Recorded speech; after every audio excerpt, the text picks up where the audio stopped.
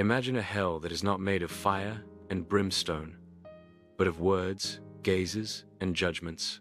A hell where the only thing that tortures you is the perception of others, where your every action, every thought, every breath is scrutinized by eyes that you cannot escape. Is this not the true meaning of eternal suffering? Hell, as Jean-Paul Sartre reveals in No Exit, is not a place, it's a state of mind. A psychological prison constructed by our relationships with others. What if your greatest torment isn't physical pain, but the way you are seen by others? What if your very sense of self is dictated not by your own truth, but by the distorted mirrors of those around you? Sartre forces us to confront a brutal truth. Hell is other people. It is the suffocating weight of being trapped in their gaze, unable to escape their judgment. Do we truly know ourselves, or do we merely reflect what others see in us? This question, central to Sartre's existential philosophy, pulses at the heart of No Exit. It's a play that reveals how our very existence is shaped by how others perceive us and the consequences of losing control of that perception, the illusion of control. Sartre, in his brutal honesty, declares that we are condemned to freedom, condemned to choose, condemned to define ourselves, and condemned to be seen by others. But can we ever truly be free when our freedom is forever entwined with the judgment of others? In Sartre's world, we are not the masters of our identity. Others are. We may think we control who we are, but the moment another person looks at us, we become something different, a mere object in their eyes. Why do we lie to ourselves? Why do we create the illusion that we control our destiny when, in reality, we are merely reflections of how others see us? We lie. We lie to ourselves about who we are, about who we want to be. We wear masks, pretending to be the person we think others will love, will accept, will validate. We play roles, each more convincing than the last, but in the end, we are left with nothing.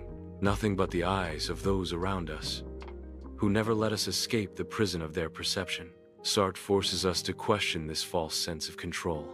When we see ourselves through the lens of others, are we still free?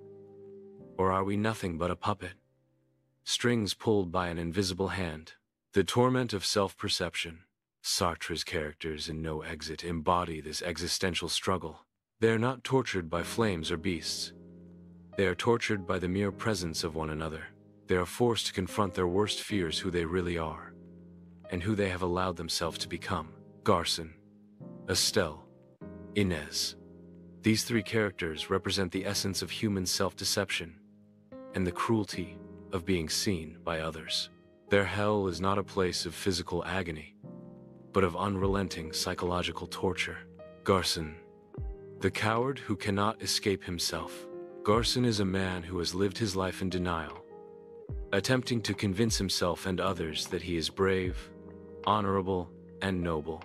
Yet the truth is revealed in his actions. He was a coward, a deserter in the face of war, running away from the battlefield rather than fighting for his ideals. But Garcin cannot accept this truth. He needs others to see him as something better, something more. He pleads for validation, desperate for Estelle to see him as a man of integrity, for Inez to affirm his worth. But all he finds is rejection and scorn. Why does he care so much? What does it say about our need for approval, for validation? Why do we allow others to define our worth? Is it not because, in the deepest part of our souls, we fear the truth of who we are? Garcin is a mirror of every person who seeks to be seen as something they are not. How many of us live our lives pretending to be what we think others want us to be? How many of us seek the validation of those who will never give it? Estelle, the beautiful facade. Estelle, a woman consumed by her beauty and desire for admiration, hides her sins behind a mask of innocence. She murdered her child to preserve her reputation, and yet she refuses to acknowledge this. She lives in denial, obsessed with the approval of others, particularly Garcin, who she believes will love her, despite her past. But Estelle is not free. She cannot see herself for who she truly is, because there is no mirror in hell. Instead, she relies on others to define her value. What is beauty without recognition? What is worth without validation? Is it not ironic that in seeking to be loved, we end up alienating the very thing we desire?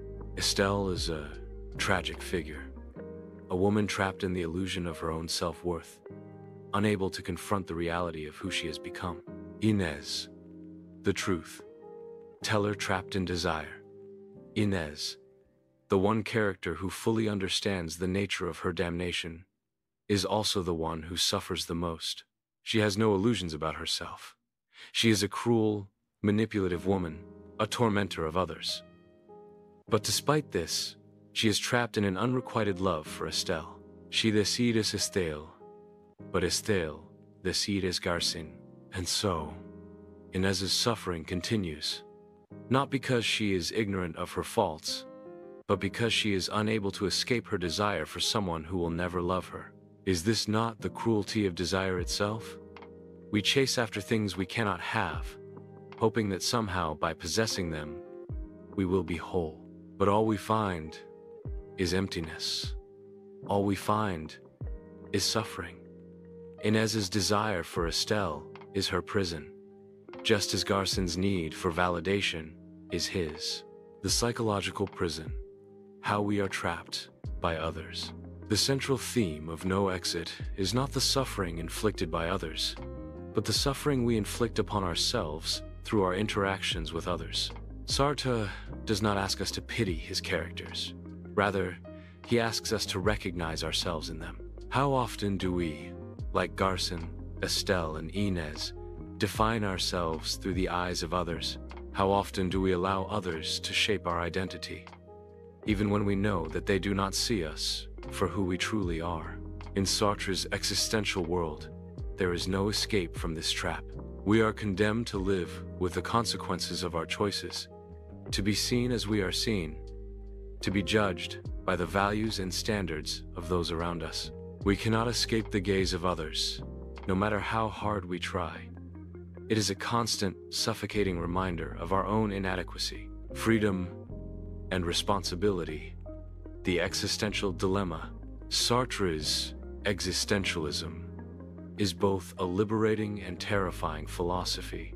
On one hand, it asserts that we are free to choose, to define ourselves, to create meaning in an otherwise meaningless world. But with this freedom comes a burden. We are fully responsible for our choices. No one else is to blame for who we are. Not our parents, not our society, not even our past. We are the architects of our own identity, for better or for worse. But in No Exit, Sartre reminds us that this freedom is not as liberating as it may seem. Our identity is always shaped by the judgments of others. We are free to choose, but we are never free from the consequences of how others perceive us. We are never free from their gaze, the gaze that holds us prisoner. Sartre's No Exit challenges us to confront the most uncomfortable truth of all. We are not free. Our freedom is constrained by the gaze of others, by the judgment and perception of those around us. The hell Sartre presents is not one of eternal flames, but of eternal scrutiny, of being trapped in a world where we cannot escape the judgment of others. Why do we seek the approval of others? Why do we allow them to define our worth, our identity? Are we not more than their perceptions? Sartre's hell is the hell of self-deception, the hell of living for the approval of others, the hell of being trapped in a world of constant judgment. In the end, Sartre leaves us with a choice. Will we continue to live as prisoners of the gaze, or will we break free from the judgment of others and truly embrace the freedom to define ourselves? The answer, Sartre suggests, lies within each of us. But the question remains, are we ready to face the truth of who we are?